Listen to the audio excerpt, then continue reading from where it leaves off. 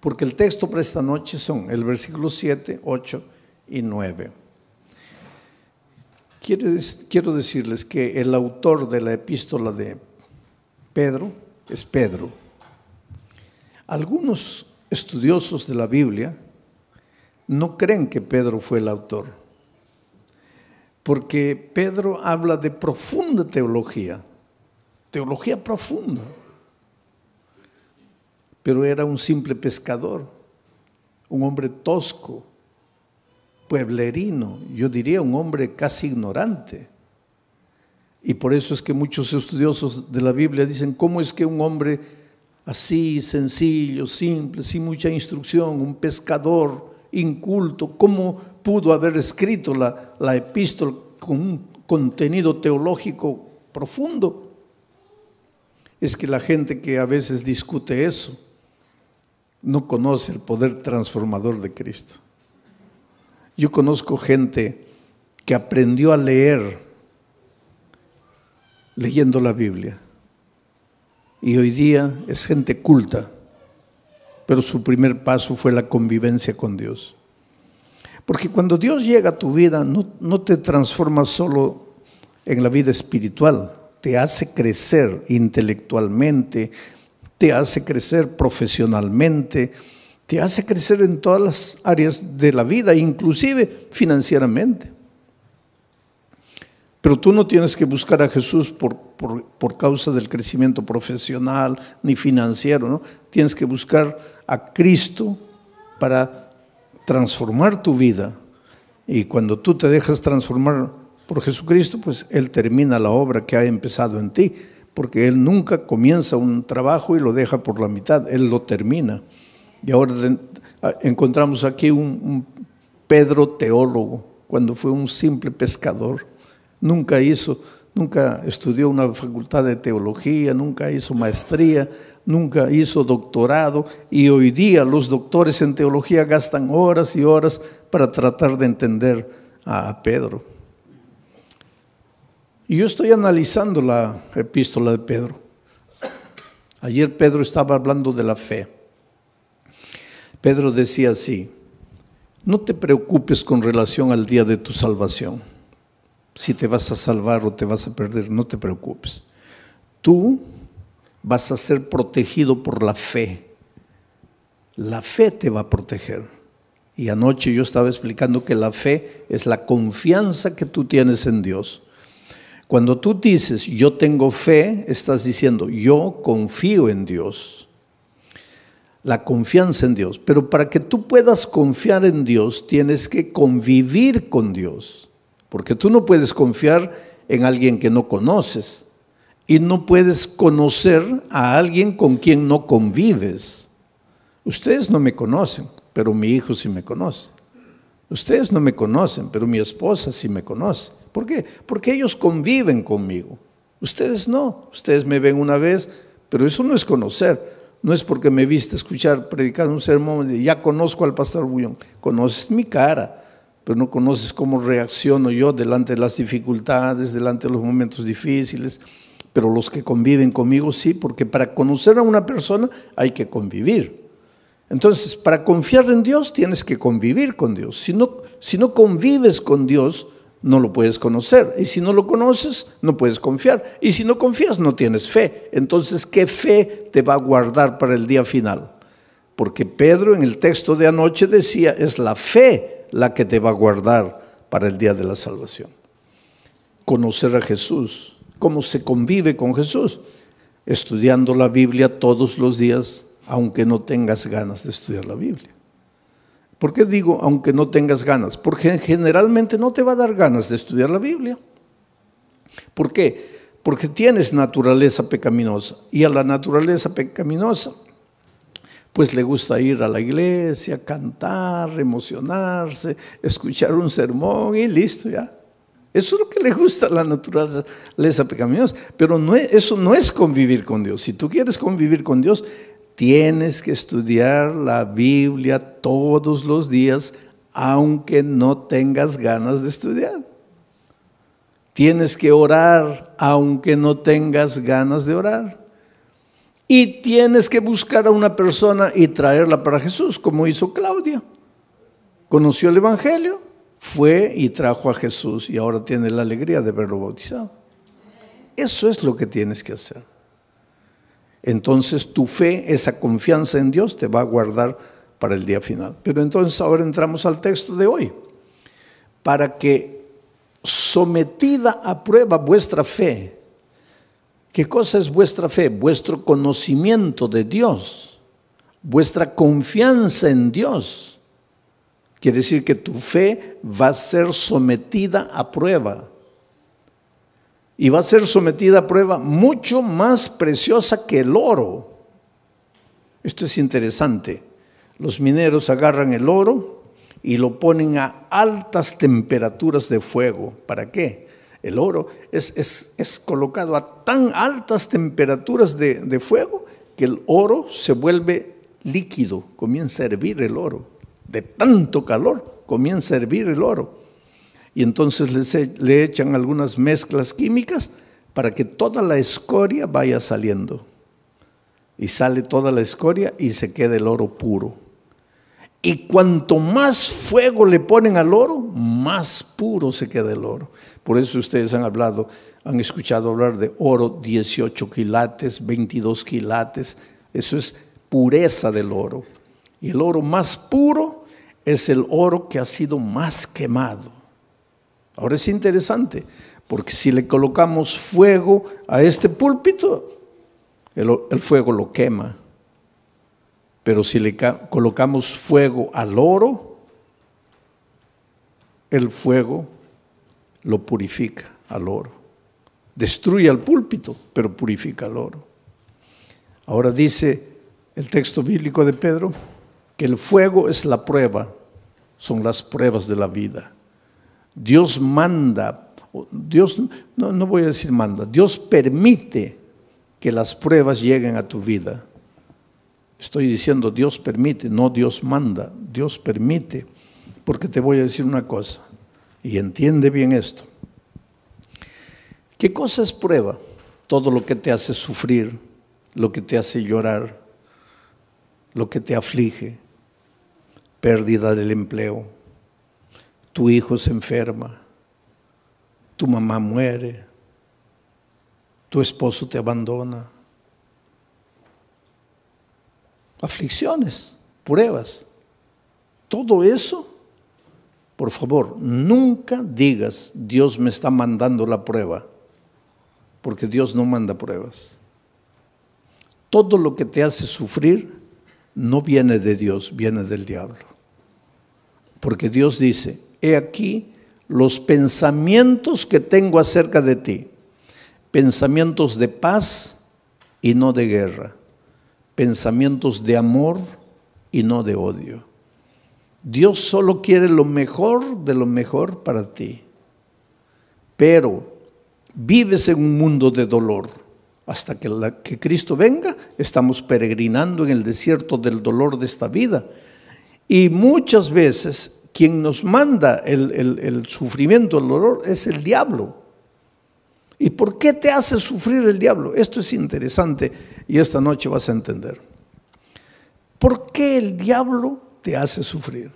Tú no le has hecho nada al diablo. ¿Por qué te hace sufrir? Porque Él es el origen de la enfermedad, Él es el origen de los accidentes, Él es el origen de las tragedias. Todo lo que te va mal en la vida es porque Él está por detrás de eso. Pero ¿por qué te hace sufrir si tú no le has hecho nada al diablo? Ahora te voy a explicar.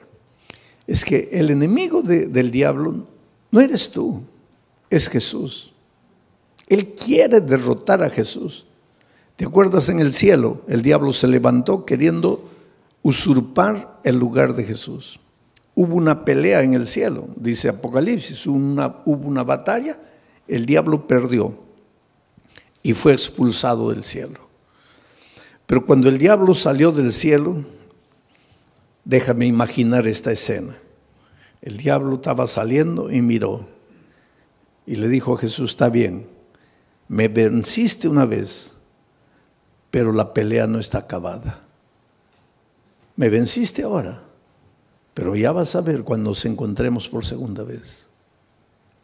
y fue expulsado. Entonces, cuando Jesús nació en esta tierra, cuando vino a salvarnos del pecado, Jesús era un nené indefenso. Y el diablo dijo, ahora sí, no lo pude derrotar en el cielo, pero ahora como un niño yo lo agarro y lo mato. Y miren lo que el diablo hizo. ¿Vino a matarlo personalmente? No, porque el diablo es cobarde. El diablo nunca muestra la cara. ¿Qué hizo el diablo para matar a Jesús? Se metió al corazón del rey Herodes. Firmó un decreto de muerte para mandar matar a todos los niños menores de 2 años. Y cuando Herodes firmó el decreto de muerte, ahí el diablo dijo, ahora sí, lo voy a matar. De esta no se salva. Pero esa misma noche, el Espíritu de Dios se presentó a José y le dijo, toma al niño y a su madre y vete a Egipto, porque lo van a matar. Y cuando José huyó para Egipto, el diablo se quedó mordiendo los labios de rabia y dijo, me venciste por segunda vez. Después, cuando Jesús comenzó su ministerio, antes de comenzar su ministerio, se fue al desierto a ayunar 40 días, ¿te acuerdas? 40 días sin comer, pues Jesús estaba debilitado, flaco. Ahí el diablo pensó, ahora lo agarro. No lo gané, no lo derroté en el cielo, no lo derroté cuando era niño, pero ahora lo agarro, está debilitado, 40 días sin comer, lo agarro. Y vino como diablo, no, porque el diablo nunca muestra la cara, se disfrazó de ángel de luz y trató de engañarlo, pero no pudo, porque Jesús conocía la palabra de Dios. Y entonces derrotó al diablo por tercera vez. 3-0. Ya era casi goleada. Pero entonces el diablo esperó, dijo, la cuarta es la vencida. Y hubo una cuarta. Cuando el diablo se metió al corazón de los soldados, porque ya les dije, el diablo nunca muestra la cara, y los soldados prendieron a Jesús y lo llevaron al Calvario y lo clavaron. Y cuando Jesús murió, ahí sí el diablo dio una carcajada. Dijo, ahora sí lo vencí, lo acabé. Lo acabé.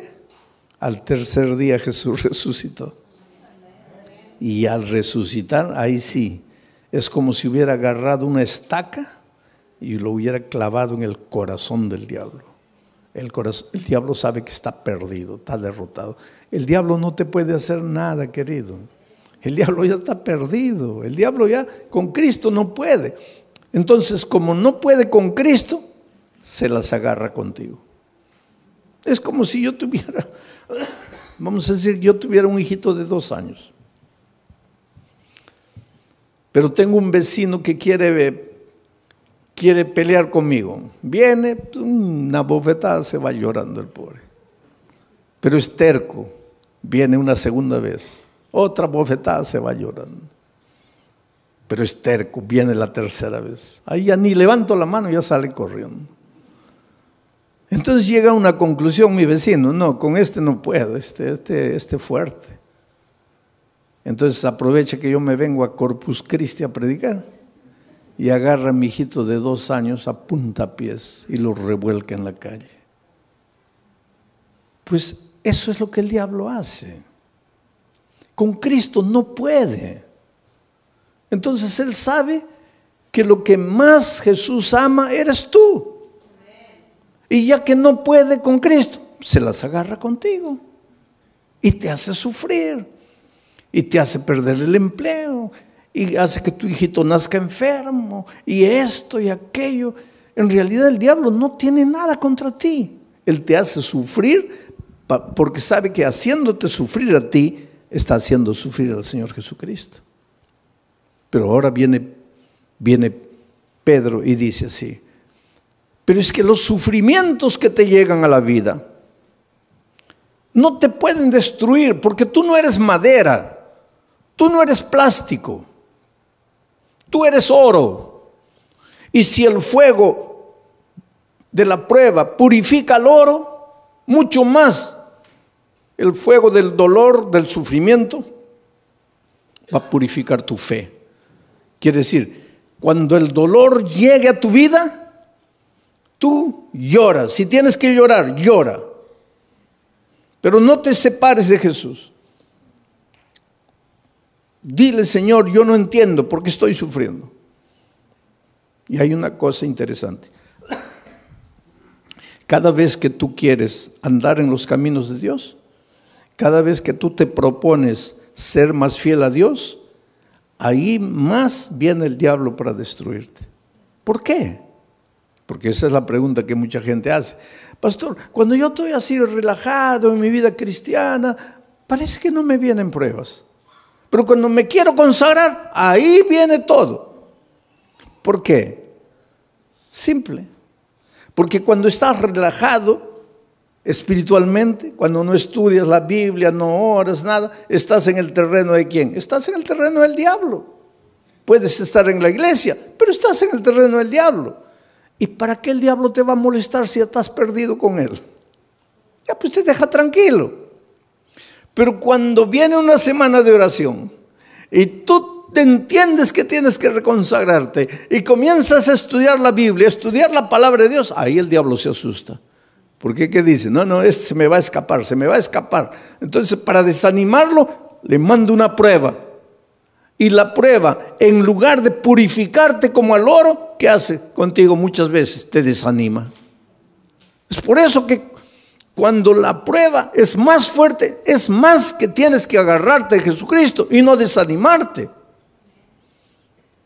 En el Brasil yo estaba haciendo una campaña evangelística en un estadio, y una señora que no era adventista, no era cristiana, nada, nunca iba a ninguna iglesia, nada, pero era una buena mujer, sentimientos nobles. Hay mucha gente que no está en ninguna iglesia, no conoce la palabra de Dios, pero pues escucha la voz de Dios en su corazón y camina, anda bien. Y de repente esta señora vio en la televisión la propaganda de que yo iba a predicar esa noche en el estadio. Ahora, ese día era su cumpleaños. Y de mañanita el esposo entró al cuarto y le dice: mira, hija, estoy sin mucho dinero, no he podido comprarte un buen regalo, pero te he comprado un regalito. Y le dio una cajita. Y ella abrió y era la llave de un carro.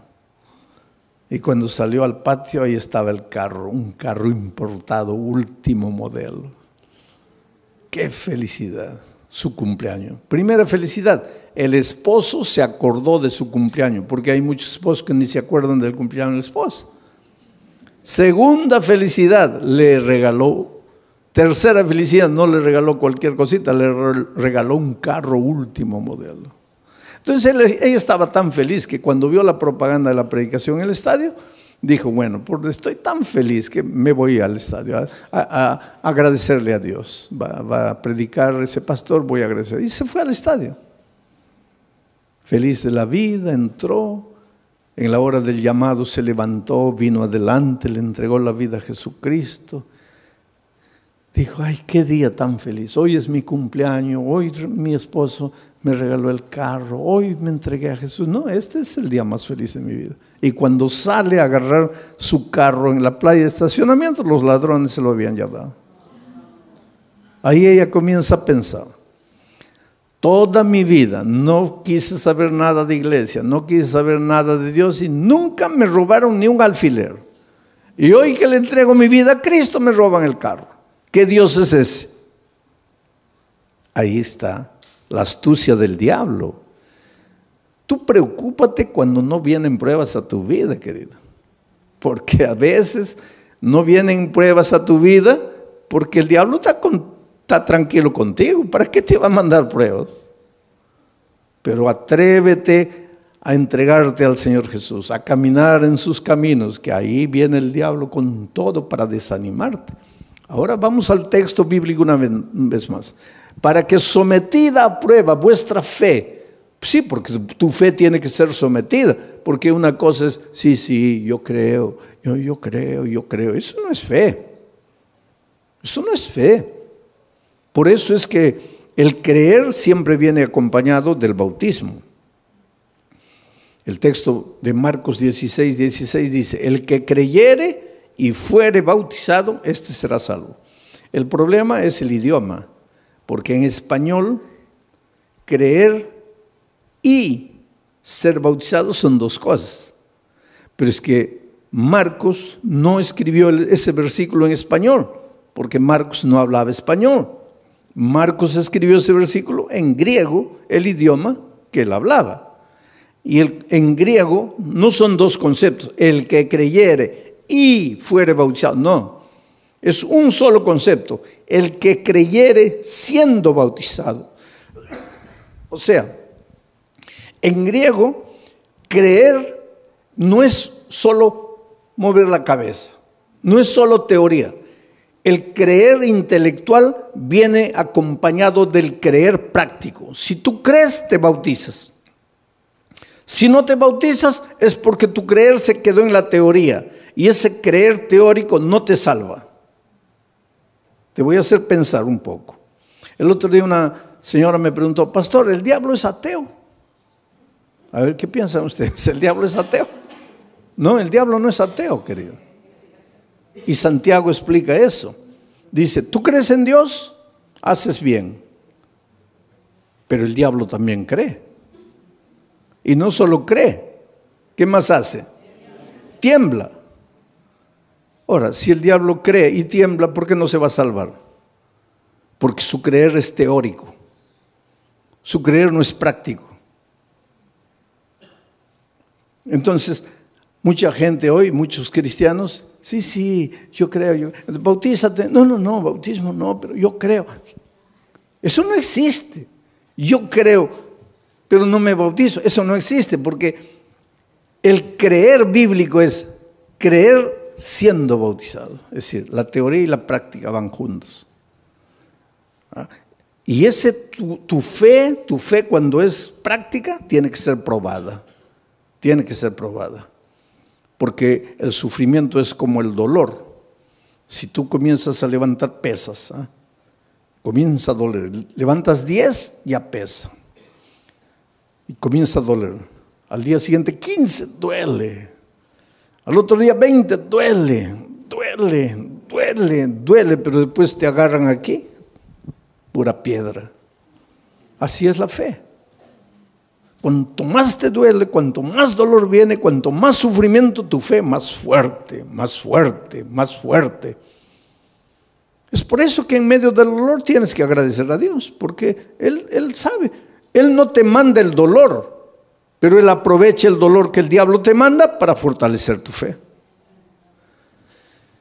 Para que sometida a prueba vuestra fe, mucho más preciosa que el oro, el cual, aunque perecedero, se prueba con fuego. El oro que perece, que es de esta tierra, se prueba con fuego. Entonces, si el oro se prueba con fuego, la fe, que vale mucho más, ¿cómo no se va a probar con fuego? Claro que tiene que venir el fuego del dolor.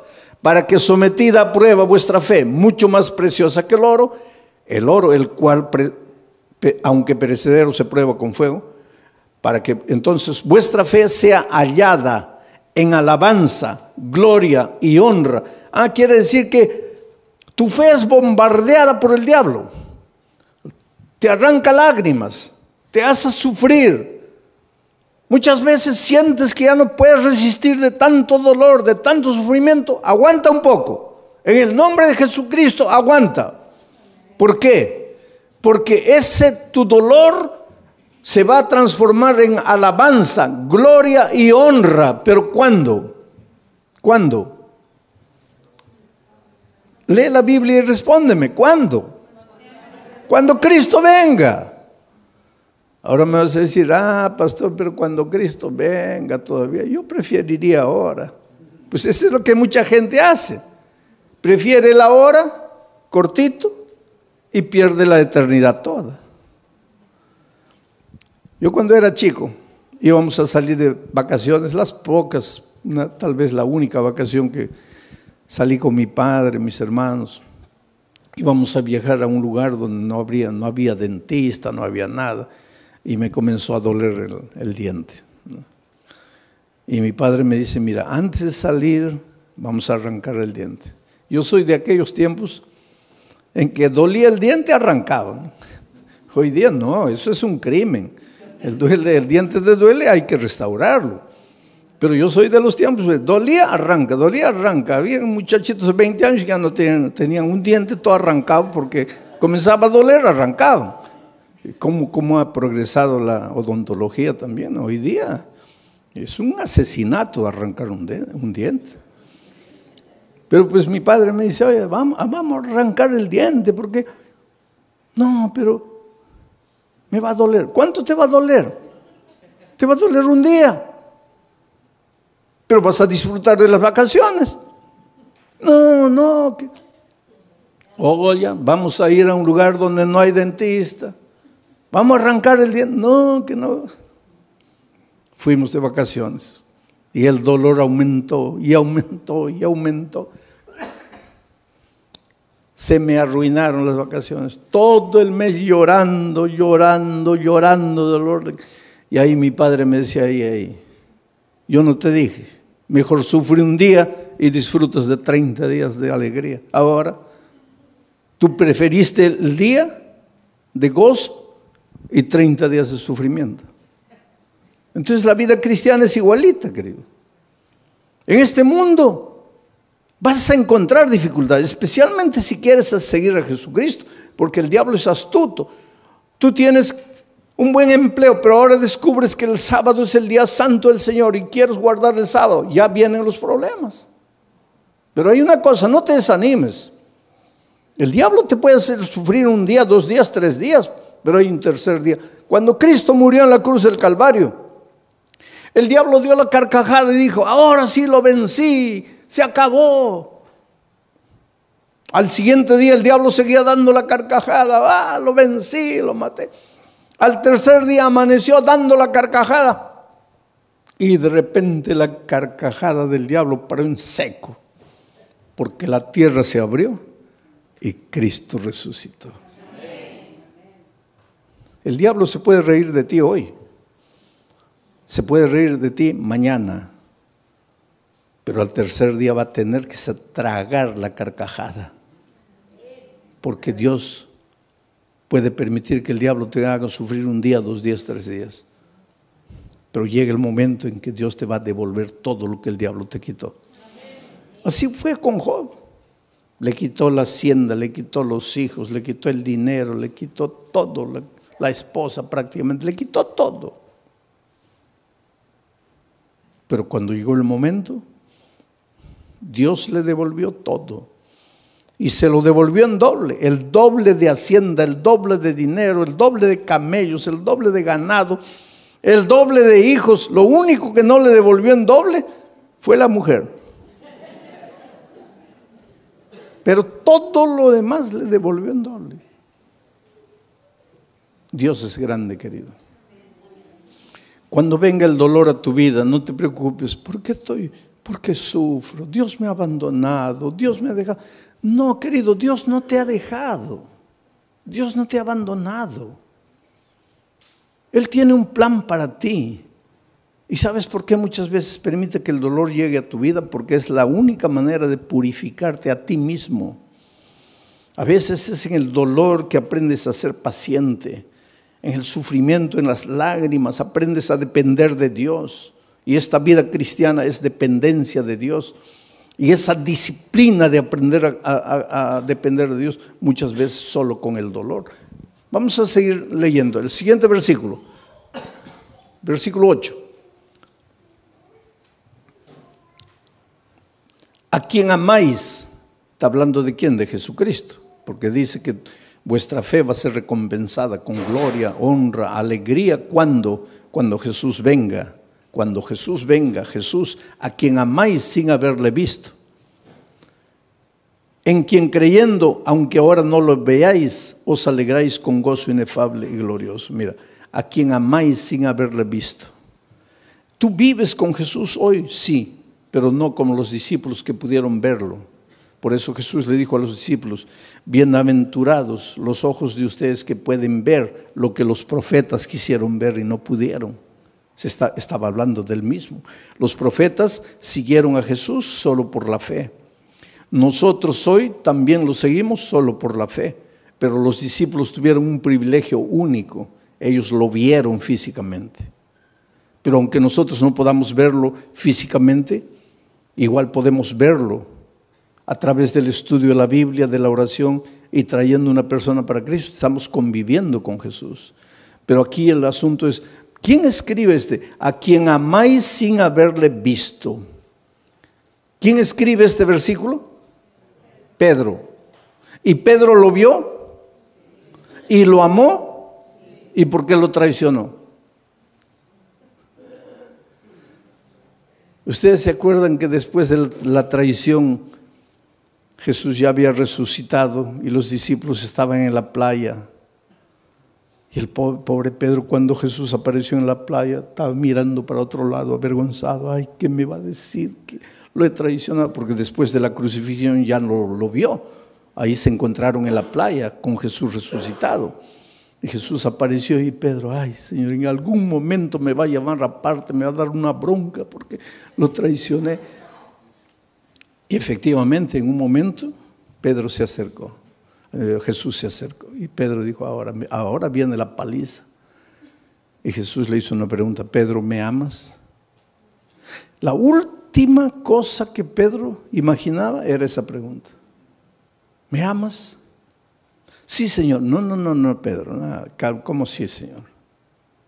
Te estoy preguntando si me amas. Sí, Señor. No, calma. ¿Por qué tanta prisa? No me has entendido. Te estoy preguntando si me amas. Y ahí él se dio cuenta de por qué Jesús le preguntaba eso. Y comenzó a llorar. Y dijo: Señor, yo sé, tú sabes todas las cosas. Tú no tienes ninguna razón para creer que yo te amo. Te he fallado. Pero me das la oportunidad de amarte. Y Jesús le dijo: claro que sí. Y todavía te voy a confiar una misión: predicar el Evangelio. Y algunos días después, Pedro se levanta para predicar un sermón y bautiza a 3,000 personas. La pregunta esta noche es: ¿tú quieres resistir en la prueba? Cuando el dolor venga, ¿no quieres traicionar al Maestro? Entonces la pregunta es: ¿tú amas al Señor Jesús? Porque Pedro después de haber pasado todo eso dice: a quien amáis sin haberle visto. ¿Por qué dice a quien amáis sin haberle visto? Porque él sí lo había visto. En quien creyendo, aunque ahora no le veáis, os alegráis con gozo inefable y glorioso. Lo que Pedro está diciendo es: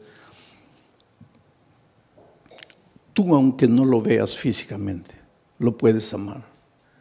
Y Pedro, cuando se levantó, se arrepintió y le dijo a Jesús que lo amaba. Dice la tradición, la Biblia no dice eso, pero la tradición dice que él fue crucificado. Y cuando lo iban a crucificar, él dijo: no soy digno de ser crucificado como mi Maestro. Crucifíqueme de cabeza para abajo. Y lo crucificaron de cabeza para abajo. No hay prueba bíblica para decir eso, pero la tradición dice. Sea como fuere, sabemos una cosa: después de transformado por el poder de Dios, él ya no tuvo miedo de morir por Dios. Oh, querido, Dios tiene un plan muy, muy bonito para tu vida. Las tristezas y dolores que llegan a tu vida tienen sentido, pero tienen sentido cuando tienes fe. Hace muchos años atrás, en la ciudad de San Pablo, los jóvenes de una iglesia fueron a participar de un congreso en el sur del país. 40 jóvenes, miembros del coro de la iglesia. Y el sábado en la noche, terminado el congreso, regresaban para San Pablo. Y el ómnibus se chocó. Sabe que los jóvenes venían cantando himnos, los himnos del coro. Venían cantando en el ómnibus y el ómnibus se chocó contra un camión cargado de fierro de construcción. Y el fierro los atravesó. así los hizo como los peruanos me van a entender, como anticuchos, ¿no? Los atravesó. 22 jóvenes murieron. Al día siguiente los periódicos publicaron una noticia. Y un periódico atrevido publicó así: ¿dónde estaba Dios cuando sus hijos cantaban? ¿Por qué no los cuidó? Es que el dolor es un misterio, ¿sabes? Tal vez en este momento tú te preguntes, ¿dónde estaba Dios cuando mi hijito de 3 años murió? ¿Qué culpa tenía mi hijito para morir como murió de leucemia? ¿Qué mal había hecho? Es que no necesitas hacer mal para sufrir. El diablo se deleita en hacerte sufrir. Pero el dolor es como el fuego sobre el oro, o te purifica o te destruye. Interesante que entre esos jóvenes que habían muerto, había una chica que hace 6 meses había sido bautizada, contra la voluntad de sus padres. Ella tenía 22 años, una joven. El día que se bautizó, el padre le dijo: mira, olvídate que yo soy tu padre, que tú eres mi hija. Lo peor que podría haberme sucedido en la vida es que tú traicionaras la fe de tus padres, de tus abuelos, de tus bisabuelos.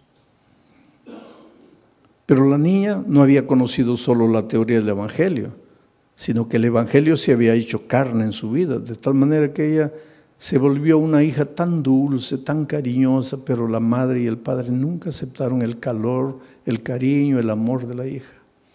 Aquel viernes de tarde en que se iban para el congreso, ella fue a despedirse del papá y le dijo: mira papá, me estoy yendo a Curitiba con los jóvenes de la iglesia. Y él le dijo: ¿y qué me avisas a mí? Tú no haces lo que te da la gana, tú no te metiste a esa iglesia, tú no te bautizaste. ¿Y qué vienes a avisarme que te vas? Tú siempre haces lo que te da la gana, vete a donde quieras. Y ella le dijo: sí, papito, pero yo vine a darte un beso, me voy. Y cuando se acercó para besarlo, el padre retiró el rostro y dijo: no quiero nada de ti. Y en el camino de vuelta, la niña muere. ¿Sabes que los hijos de Dios también morimos en accidentes? Entonces, cuando te pasa un accidente, no digo: ¿dónde estaba Dios? Dios está en el mismo lugar. Jesús dijo que cuando la lluvia cae, moja a los justos y a los injustos. Y cuando el sol sale, alumbra a los justos y a los injustos. Estamos en un mundo de dolor. Ese padre hizo tanto escándalo en la iglesia, ¿sabes? El día del sepultamiento, 22 cajones estaban ahí. Y mientras sepultaban a los jóvenes sobrevivientes que habían salido del accidente cantaban. Sus amigos estaban siendo enterrados y ellos cantaban, lloraban. Las lágrimas caían, pero cantaban. Lloraban porque tenían tristeza. Cantaban porque tenían esperanza. Es que los seres humanos que aprendemos a confiar en Cristo, somos capaces de cantar en medio del dolor. Mientras que el padre estaba destruido ahí, ¿sabes? Y cuando llegó el momento del bajar el cajón de la hija, él se arrojó y decía: entiérrenme con ella, quiero morir. Y abrazando al cajón le decía: mira hijita, el viernes me quisiste dar un beso y yo no sabía que era el último beso y te rechacé. Por favor, perdóname. Quiero morir, quiero morir, quiero morir. Fue una escena triste, dramática, cuando sacaron al padre, terminó el entierro, todos se fueron. El hombre se quedó solito junto a la tumba de su hija. Y la mejor amiga de su hija, que salió viva del accidente, que fue justamente la que la llevó al Evangelio, al conocimiento de la palabra de Dios, Ya cuando se estaba yendo, volteó y vio que el papá de su amiga estaba ahí junto a la tumba y dijo: voy a volver. Yo sé que él no quiere hablar con nadie, pero voy a volver. Y volvió. Y se paró junto a él. Y él la miró: ¿qué quieres? Le dijo: mire, su hija va a resucitar. ¿Qué? Su hija va a resucitar. ¿Cómo va a resucitar? Porque la palabra de Dios dice, y te voy a leer aquí, porque él le había dicho: yo no entiendo, yo no los entiendo a ustedes. Ustedes son locos. Yo estoy aquí destrozado, mi hija muerta, y ustedes cantando. Ustedes son locos. Ustedes no tienen sentimiento. Y pues la chica le dice: sí, señor, pero usted se dio cuenta que nosotros no solo cantábamos, también llorábamos. Llorábamos porque nos da tristeza que nos estamos despidiendo en esta vida. Pero cantábamos porque tenemos la esperanza, porque su hija va a resucitar y yo la voy a abrazar a mi amiga. Pero ¿cómo va a resucitar? Y entonces la hija agarró el texto bíblico y le dice: aquí está, cuando suene la trompeta, los muertos en Cristo resucitarán primero. Su hija va a resucitar porque murió en Cristo. Y ese hombre que estaba derrotado abrió los ojos así, dice: ¿quiere decir que mi hija va a resucitar? Sí, Señor. ¿Quiere decir que yo la voy a poder ver? No sé, Señor. ¿Cómo no sabe? No dice que va a resucitar. Va a resucitar. Pero entonces la voy a ver. Ahí no sé. ¿Pero cómo no sabes? Porque dice: los muertos en Cristo. Mi pregunta es: ¿usted está en Cristo? Si usted está en Cristo, la va a ver, la va a abrazar, va a vivir eternamente con ella. Pero si usted no está en Cristo, ¿y qué hago para estar en Cristo? Porque yo quiero abrazar a mi hija. Y ella le dijo: abra su corazón aquí, dígale que ama a Jesús, que quiere caminar con Él, que quiere estudiar su palabra. Y tú sabes que ese hombre se bautizó, la esposa se bautizó, los hijos se bautizaron.